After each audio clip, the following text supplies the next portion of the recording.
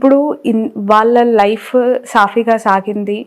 Malvi enter అవటంతోనే ఈ issue start అయింది. ఎప్పుడమ్మా? నిన్న మొన్న కదా, డిసెంబర్లో తను డిసెంబర్ 23 కదా మీరు చెప్పేది. మీరు అక్కడ ఉంది, మీరు చూడండి. మస్తాన్ సాయి ఎప్పుడు ఎంటర్ ఇచ్చాడు? 21. అదే నా క్వశ్చన్. ఇప్పుడు ఈ మాల్వి ఎంటర్ అవ్వడంతో వీళ్ళ ఇష్యూ బయటికి రాలేదు. అంతకు ముందు నుంచి కూడా వీళ్ళకి డిస్టర్బెన్సెస్ ఉన్నాయా? అవును, ఇష్యూ అదే అంటున్నాను. 21 డిసెంబర్ డేట్ చూడండి, నాకు సరిగ్గా గుర్తులేదు. అక్కడ 21 ఎప్పటి నుంచి పరిచయం? 3వ నెల మార్చ్ ఎగ్జాక్ట్లీ. పైన 23 కాదమ్మా, ఫస్ట్ పేజ్. ఎప్పటి నుంచి పరిచయం చూడండి. నాకు మస్తాన్ సాయి అనే వ్యక్తి పలానా 2022 సెప్టెంబర్ నుంచి ముఖ పరిచయం కాదు. మీరు అంతకన్నా పైన చూడండి, 2021 రాసింది ఇక్కడ. ఇదిగోండి, వ్యక్తి 2021 నవంబర్ నుంచి 21 నవంబర్ ఎక్కడ, 23 డిసెంబర్ ఎక్కడ. So 2 years almost. మస్తాన్ అనే ఫ్రెండ్ తో క్లోజ్నెస్ గా ఉండడు, క్లోజ్ గా మూవ్ అవ్వటం వల్లనే రాజ్ తరుణ్ తో డిస్టర్బెన్సెస్ స్టార్ట్ అయ్యాయి. ఆఫ్ కోర్స్ అదే మస్తాన్ కావాలని ఇదే రాజ్ తరుణ్ హెల్ప్ తీసుకుని వెళ్ళి నానా రచ్చ చేసి ఇంత చేసింది. వీళ్ళిద్దరు బ్రేకప్ అయిపోయారు అండ్ దేర్ హ్యాపీలీ బ్రేకప్. అంటే రాజ్ తరుణ్ అమ్మాయి ఈ డ్రగ్స్ దరిద్రం అంతా వదిలిపోయింది నాకు అని చెప్పి అనుకున్నాడు. ఈ ఇష్యూ తర్వాత బ్రేకప్ అయిపోయారు. ఈ ఇష్యూ కాదు, ఎప్పుడు అంతకన్నా ముందే 21 కంటే ముందు బ్రేకప్ అయ్యారు. ఆ చింటూ అనేవాడు ఎప్పుడైతే ఎంట్రీ ఇచ్చాడో అప్పటి నుంచి వీడికి డ్రగ్స్ నేపథ్యం స్టార్ట్ అయింది. ఓకే, మన దీని ప్రకారం, ఆ అమ్మాయి ఇచ్చిన కన్ఫెషన్ ప్రకారం. Okay okay. సో ఆ చింటూ ఈ మస్తాన్ సాయిని ఇంట్రడ్యూస్ చేశాడు. ఆ చింటూతో కొన్నాళ్ళు నడిచింది అన్నట్టుగా ఆ అమ్మాయి వాయిస్లోనే మనకు అర్థమవుతుంది.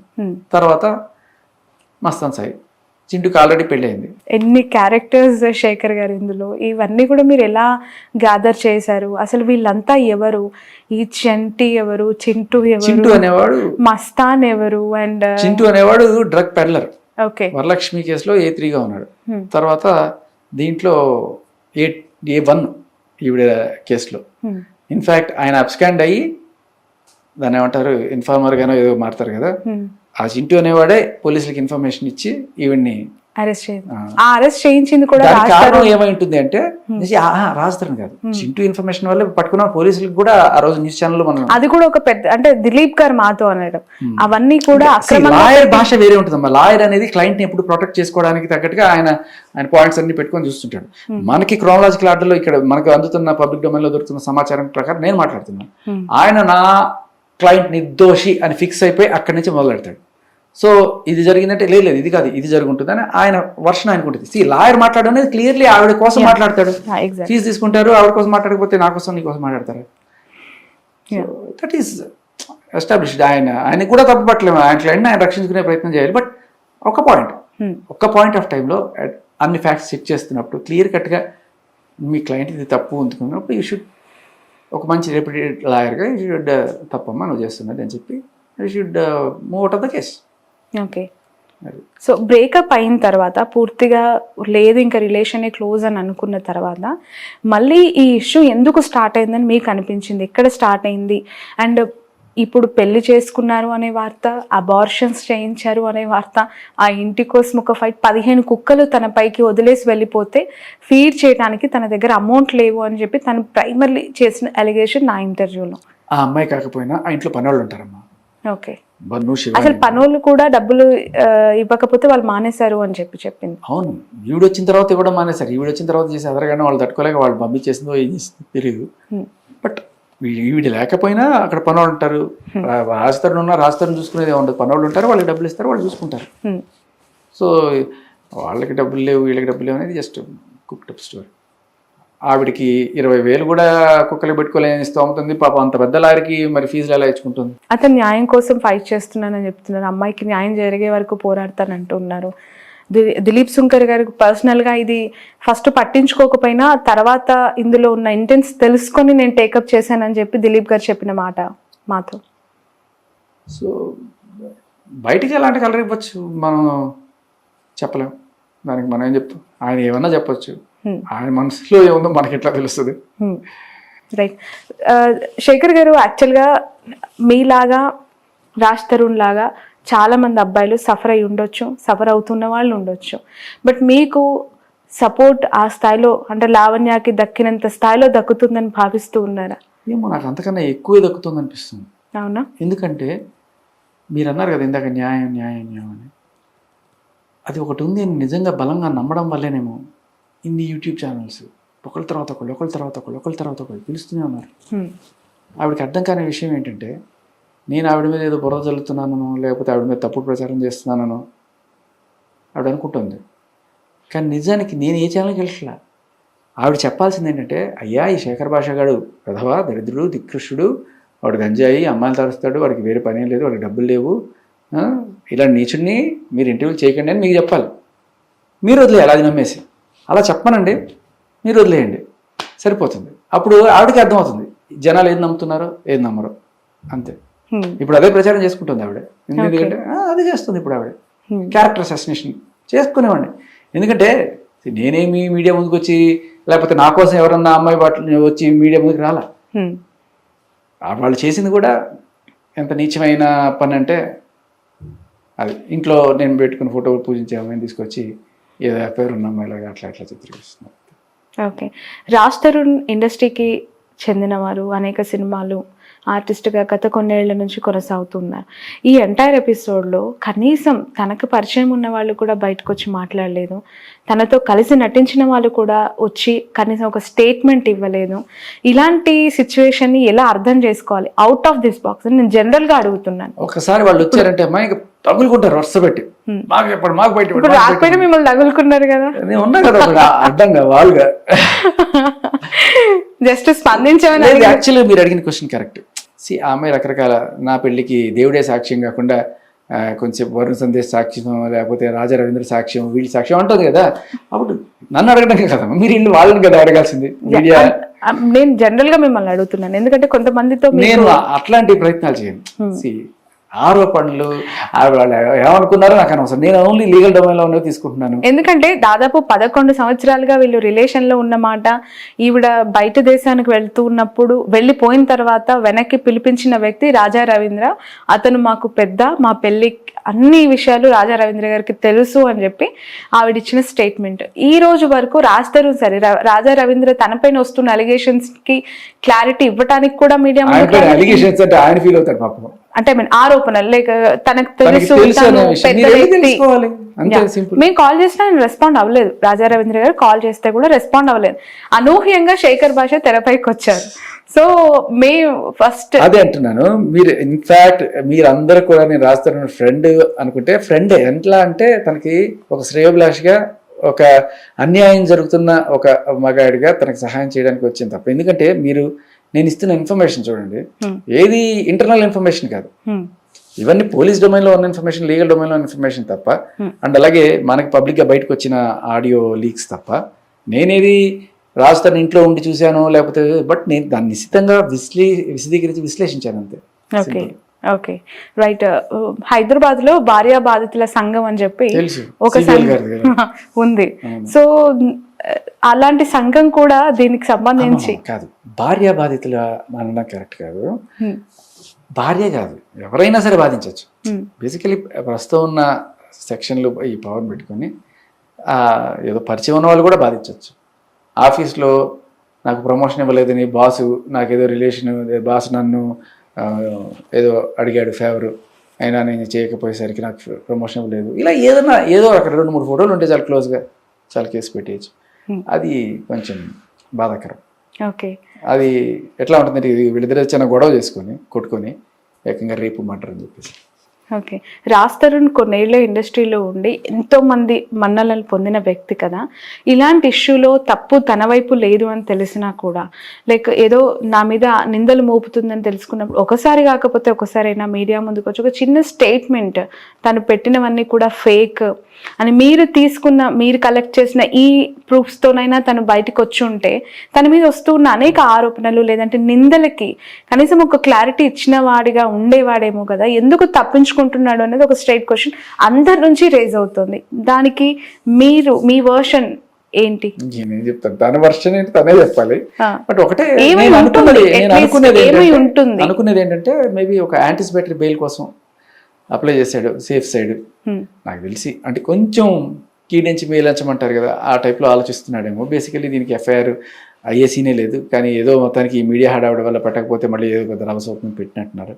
సో ఇన్ని కేసెస్ ఉన్న అమ్మాయి, డ్రగ్ పెడలిస్ట్ అండ్ ఎక్స్టార్షనిస్ట్, బ్లాక్ మెయిలిస్ట్, ఇన్ని కేసులు ఉన్నాయి. అమ్మాయి మీకు తెలీదు, ఒక డ్రగ్ కేసులోనే కాదు 3 బెయిల్స్ తీసుకొని బయట ఉంది. 3 కేసుల్లో బెయిల్స్ 3 కేసెస్. ఏ కేసెస్? ఒక డ్రగ్, ఇంకోటి blackmail case. Blackmail ఎవరి పైన? ఒక అమ్మాయి వేరే నేషనల్, ఆ అమ్మాయిని క్లోజ్గా మూవ్ అయ్యి ఆ అమ్మాయి ఫోన్లో ఉన్న అమ్మాయి పర్సనల్ కొన్ని ఫోటోలు తీసుకొని వాటిని పెట్టుకొని ఆ అమ్మాయిని బ్లాక్మెయిల్ చేసి వాళ్ళ నాన్నని కూడా బ్లాక్మెయిల్ చేసి డబ్బులు కొంచెం ట్రై చేస్తే హైదరాబాద్ లో కేసు.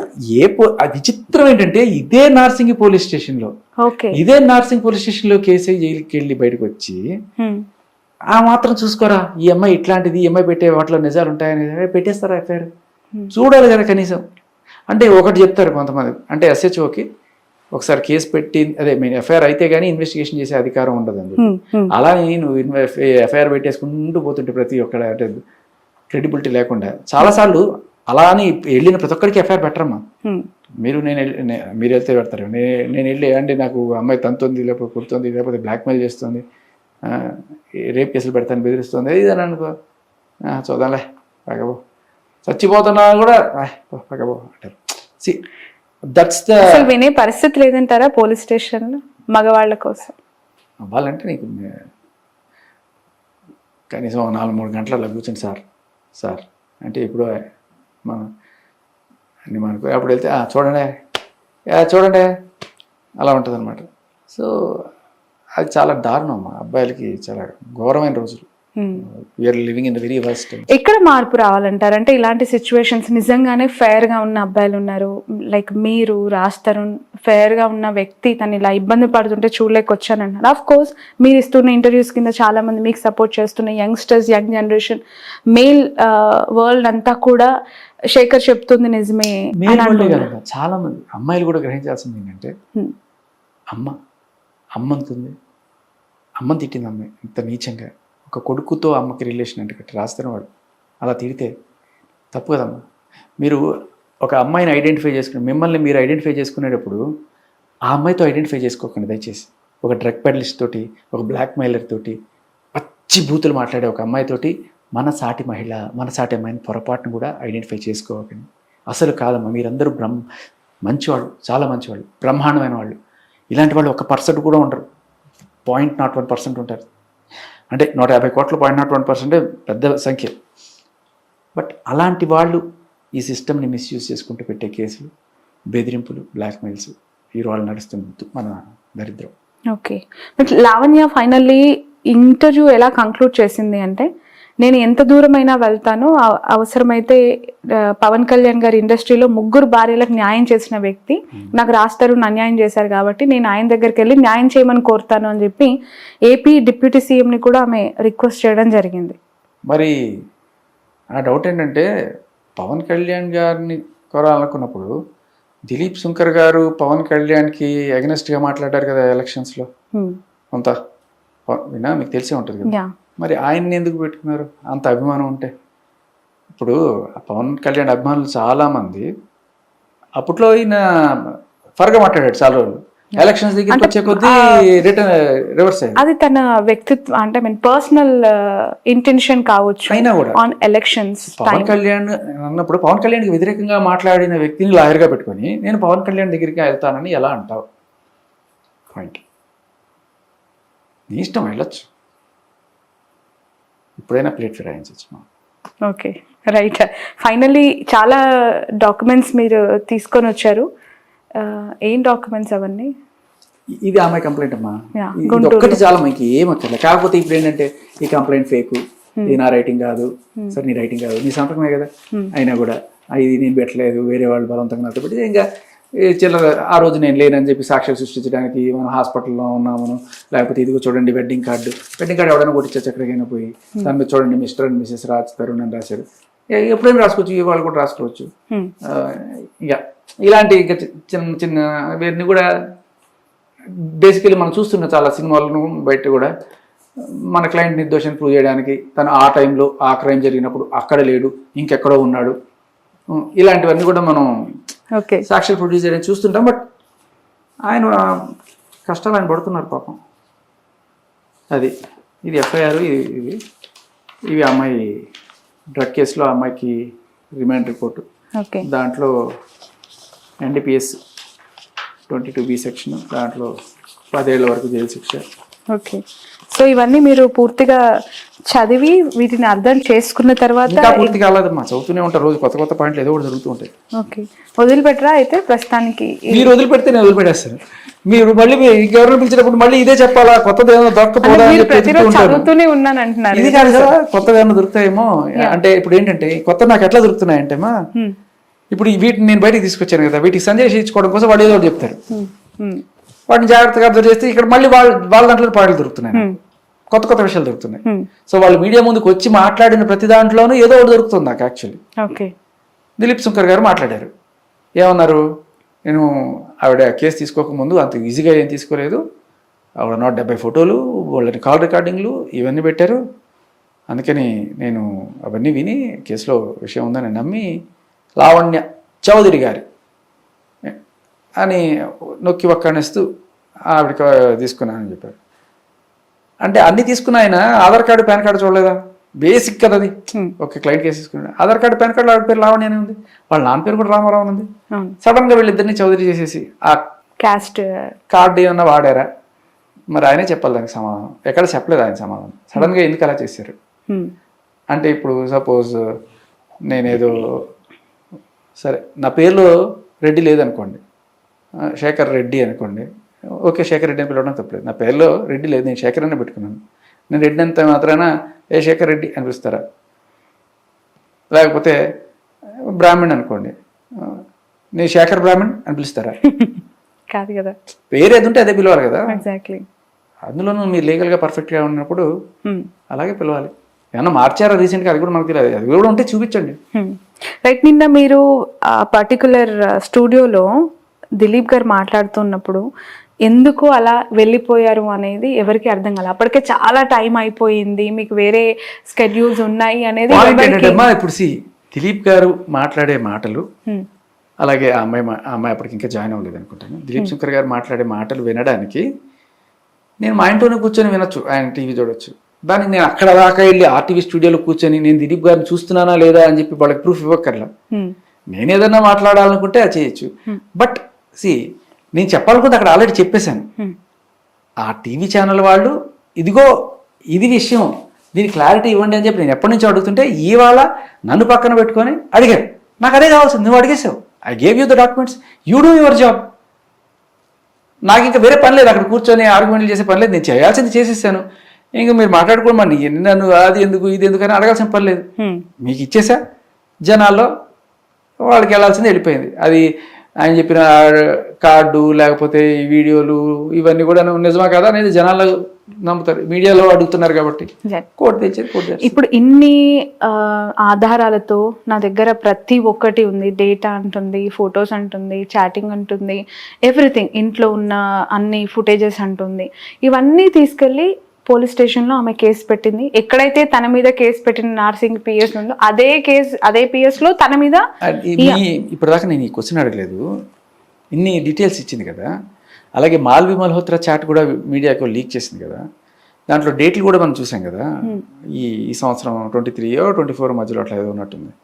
అయితే నేను అడిగేది ఏంటంటే 2020 అంటే నువ్వు మస్తాన్ సైతం ఉన్న తర్వాత అంటే 23 ఆర్ ఆ టైంలో, లేకపోతే 2000 కనీసం 20 తర్వాత అయినా సరే, లెట్స్ సే 2020 తర్వాత ఎప్పుడైనా సరే రాజ్ తరుణ్ నీతో ఇలా మాట్లాడినవి, ఓకే, ఇలా మాట్లాడిన రాజ్ తరుణ్ నీతో క్లోజ్గా ఉన్న వాట్సాప్ చాట్లు విత్ డేట్ స్టాంప్ చూపించగలవా? ఎందుకంటే నువ్వు బ్రేకప్ అయిపోయి ఇప్పుడు ఆ అమ్మాయితో ఉన్నాడు కాబట్టి, లేకపోతే ఆ అమ్మాయితో రిలేషన్ ఫ్రెండ్షిప్ ఏదో something, then they will break. మనం చెప్తే బాగుంటుంది, కానీ ముందే నేను కనిపెట్టేసాను అని చెప్పడం కూడా కరెక్ట్ కాదు కదా. వాళ్ళు ఇప్పుడు చెప్పకుండా అప్పుడు చెప్తారు. సరే, అలాంటివి నీకేమైనా ఉన్నాయా? నువ్వు క్లెయిమ్ చేస్తున్నట్టు రాజస్థాన్ క్లెయిమ్ చేస్తున్నాడు మీకు బ్రేకప్ అయిపోయిందని. కనీసం 2020లోనో 2021లోనో, ఓకే 23 అప్పటి నుంచి ఎప్పుడైనా సరే రాజ్ తరుణ్కి నీకు జరిగిన చాట్, అందులో ఇలా నువ్వు ఇప్పుడు మాల్వి మల్హోత్రా ఏదో ఎలా అయితే చాట్ చూపిస్తున్నావు అలాంటి ఉండాలి కదా రిలేషన్లో ఉంటే. ఒకటి చూపించలేదు, అది చూపించండి. ఇప్పటి వరకు అలాంటివి ఏవి బయట పెట్టలేకపోయింది. ఏమో చూడండి, మీరు అడగండి, బయట పెట్టించండి. ఓకే, ఒకసారి దిలీప్ గారికి ట్రై చేద్దామా? తను ఇలాంటివి ఏమైనా మస్తాన్. నేను ఒక ఉన్మాదిని ఒక మెంటలోనే అన్నానంట ఆయన. సరే అనుకోండి సార్, అనుకోండి, ప్రాబ్లం లేదు. ఆయనకి తమిళ్ బాగా వచ్చు అనుకుంటా. దిలీప్ గారికా? ఉన్నమాది అంటే మీలాంటి వాడిని నేను తమిళ్లో. ఉన్నమాదిరి. దిలీప్ గారికి ట్రై చేశాను, తను కాల్ బ్యాక్ చేస్తే మాకు ఖచ్చితంగా ఈ క్వశ్చన్ నిజమే మీరు అన్నట్టు.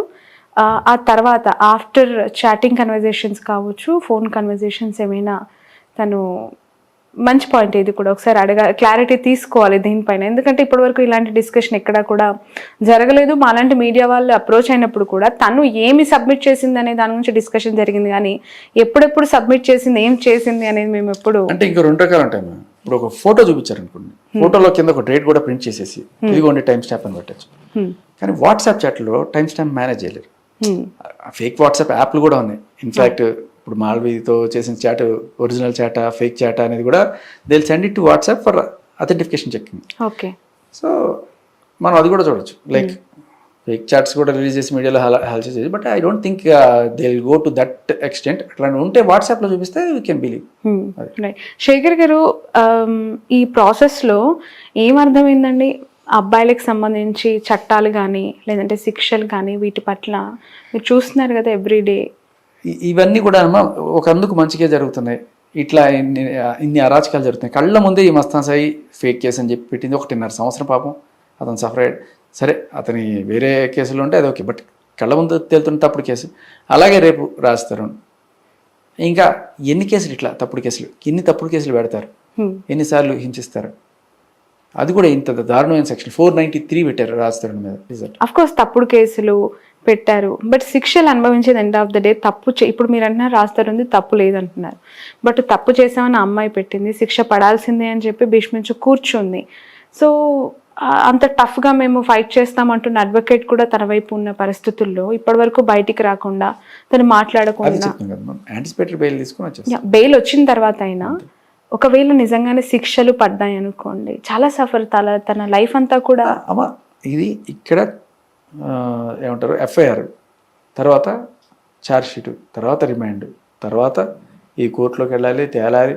అక్కడి నుంచి ఒకవేళ అట్లాంటి ఏదన్నా నిజంగానే జరిగితే మీరు అనుకుంటే నేను చెప్తున్నాను కదా, ఛార్జ్ షీట్కి కూడా వెళ్ళే అర్హత లేని కేసు ఇది. ఎఫ్ఐఆర్ ఎందుకు చేశారని గట్టిగా క్వశ్చన్ చేయాల్సిన కేసు ఇది. అటువంటిది మీరు ఎక్కడికో ఇంకా 5 ఏళ్ళు 10 ఏళ్ళ తర్వాత సెక్షన్ ఇది, తర్వాత సంగతి ఇది. ఆ 5 ఏళ్ళు 10 ఏళ్ళ తర్వాత పోయి అప్పటికి కూడా ఏదైనా అనుకుంటే తర్వాత హైకోర్టు ఉంది, సుప్రీంకోర్టు ఉంది. అప్పుడు ఆ లోపల వీడి లైఫ్ కూడా అయిపోతుంది. అంత మనకి వెసులుబాటు ఉంది. కానీ పాయింట్ ఇవన్నీ జరుగుతాయా 90% ఆఫ్ ద కేసెస్, 90 కూడా 99% ఆఫ్ ద కేసెస్ కొట్టేస్తారు, వీటిలో ఏముండదు. కానీ అప్పటి వరకు జరిగే శిక్ష మగాడు వాడించాలి అనమాట, మీడియాలోను ఆ పోలీసులు కోర్టులు కేసులు అనుకుంటారు. రైట్, థ్యాంక్ యూ శేఖర్ గారు, thank you so much for your time. చాలా ఎందుకంటే లాస్ట్ వీకే వాళ్ళిద్దరిది నేను తీసుకున్నాను ఇంటర్వ్యూ. తీసుకున్న క్రమంలో అఫ్కోర్స్ రాజ్ తరుణ్తో మాకు టచ్ లేదు, మేము అప్రోచ్ అయినా కూడా మాకు రెస్పాన్స్ లేదు. సో తన ద్వారా మీరు మాట్లాడుతున్నారు కాబట్టి లావణ్య 1-sided వర్షన్ ఇప్పటి వరకు మేము విన్నాం. ద అదర్ సైడ్ ఏంటి, మీ దగ్గర ఉన్న ఆధారాలు ఏంటి, మీరేం చెప్తున్నారు అనేది ఒకసారి చూపించే ప్రయత్నంలో భాగంగానే మిమ్మల్ని ఇంటర్వ్యూకి ఇన్వైట్ చేశాను. Thank you so much. న్యాయంగా ఉన్న అబ్బాయిలకి న్యాయమే జరగాలి, అమాయకులైన అబ్బాయిలకి న్యాయం జరగాలి. అమాయకులైన అబ్బాయిలని వేధించకండి, టార్చర్ చేయకండి. ఓకే, సో ఆ బాధితులందరికీ రేపు పొద్దున మీరు ఒక లీడర్ అవబోతున్నారు, చేసేట్టున్నారు మీడియానే. సో అబ్బాయిలందరూ ఎవరైనా అమ్మాయిలతో నష్టపోయి లేదంటే ఇబ్బందులు పడి శేఖర్ గారు అనుకున్నట్టు ఫేక్ కేసెస్ పెట్టి మిమ్మల్ని మోసం చేసేవాళ్ళు లేదంటే చట్టాలని ఉన్నాయి కదా అని చెప్పి మిస్యూజ్ చేసే వాళ్ళందరికీ ఖచ్చితంగా ఇకపై శేఖర్ భాష గుర్తొస్తారు. పొద్దున్నే బిగ్ ఎఫ్ఎం లో షోలో ఆఫ్టర్ దట్ అన్ని ఇలాంటి కేసెస్ తో మీరు కూడా ఒక అడ్వకేట్ అయిపోతారా? అదే కదా, ఇవన్నీ తీసుకొచ్చారంటే నాకు అదే అనిపిస్తుంది, షాకింగ్ గా అనిపిస్తుంది. కరెక్ట్ గా చెప్పండి, ఇన్వెస్టిగేటివ్ జర్నలిస్ట్ అనుకోవచ్చు అంతే. Investigative journalist with little knowledge of law అంతే. థ్యాంక్ యూ అండి, ఆల్ ది బెస్ట్. సో ఇది శేఖర్ భాష గారితో special interview. That's all for now. Lavanya పెట్టిన కేసెస్ అసలు నిలబడే కేసెస్ కాదు, ఖచ్చితంగా రాజ్ తరుణ్ త్వరలో బయటకు వచ్చి మాట్లాడతారు, తన వైపే న్యాయం ఉంది అని చెప్పి ఒక ధీమా వ్యక్తం చేస్తున్నారు Shekhar. That's all for now.